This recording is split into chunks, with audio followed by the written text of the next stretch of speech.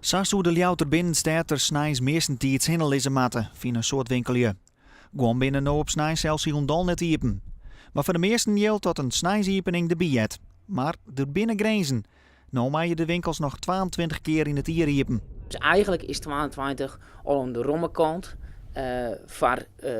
van Ljouwt eigenlijk. Het winkelbedrijf wil nou eigenlijk naar 52. En dat is eigenlijk correct een stap te 4. De middenstand rijdt dat net op. Dat zou inhouden dat als je dan die snijden dicht bent, dat is de omzet kwijt bent. En dat kan correct je omzet wijzen, die maakt dat is het misschien correct net rest. Dus wij pleiten in die zin voor een eerlijk speelveld. Wat meer omzet smieten de 52 keer snij net op, zeggen de winkelje. En de kosten binnen heger. Een soort winkelje binnen het er net meer.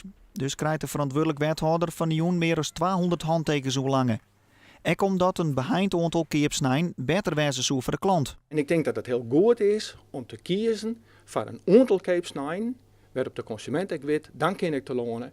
Want als de 52 dus, dan wordt het niks. En als het dan zou wijzen zo dat winkels dan door de week dan echt dicht gaan om te compenseren. Men had gewoon tijd nodig om weer te herstellen. En als die tijd net krijgt, dan zit hem op een gegeven moment wel nimmer matten.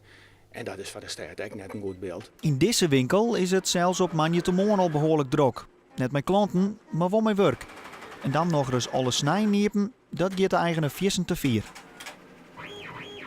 Voor mij persoonlijk zou het inhouden, ik ben samen met mijn man mantelzorger voor mijn zwager. Dat zou inhouden dat mijn zwager niet naar huis kan, de weekenden naar huis, maar simpelweg in de instelling moet blijven waar hij dus door de week dus gewoon woont.